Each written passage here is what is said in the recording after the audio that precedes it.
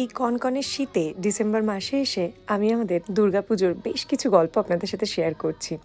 পাগল ভাববেন না, আসল কথা একদম যেটা বলছিলাম টাইম পাচ্ছি না। তাও মনে হলো যে আমাদের দুর্গাপুজোর যে একটা অদ্ভুত আনন্দ সেটা আপনাদের সাথে শেয়ার করি। আমরা সবাই বাঙালি, আমাদের দুর্গাপুজো নিয়ে সকলের মধ্যেই আনন্দ।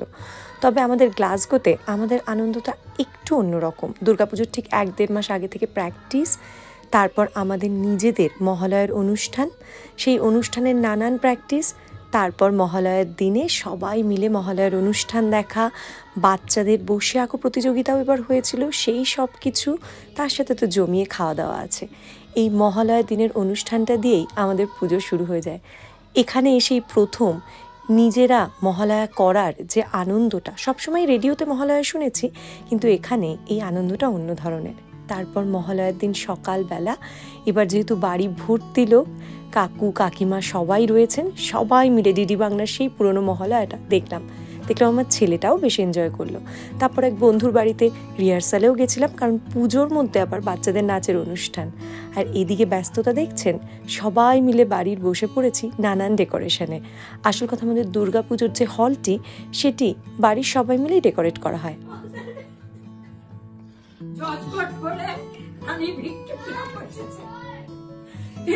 জ্বালাতন কাকিমার আমার এই খুনসুটিগুলো সবসময় লেগে থাকতো।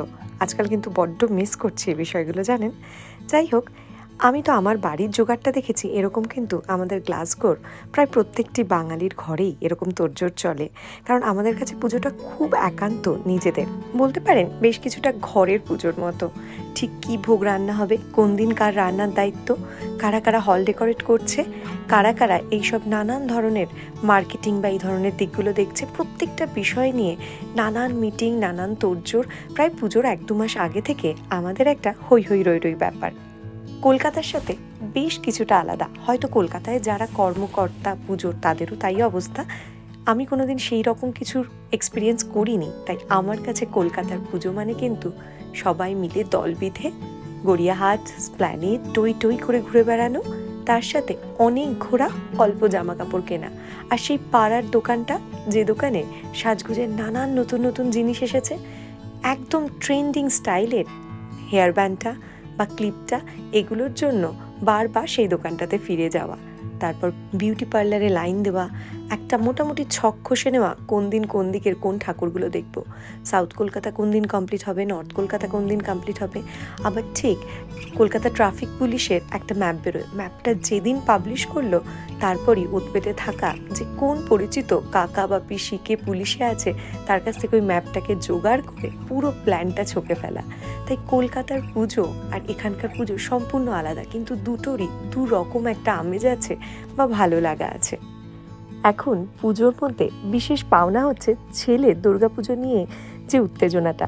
ওর কাছে দুর্গাপুজো একটা দারুণ ব্যাপার। বাড়িতে সবাই মিলে দুর্গা ঠাকুরের প্রতিমাটিকে সেট করা বা আটচালা বসানো, তার সাথে ওর কিছু বিশেষ বিশেষ টিপ্পনি। এই দেখুন না, অসুরের বুকে রক্ত আঁকছে।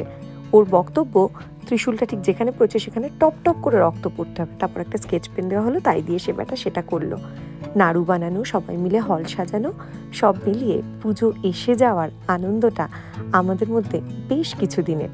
আর পুজো এলে তো পুজো কয়েকদিনের মধ্যে শেষ, কিন্তু পুজোয় একসাথে সবাই মিলে হল সাজানো, সবাই মিলে জোগাড় প্রস্তুতি, এর মধ্যে একটা আলাদাই আনন্দ আছে।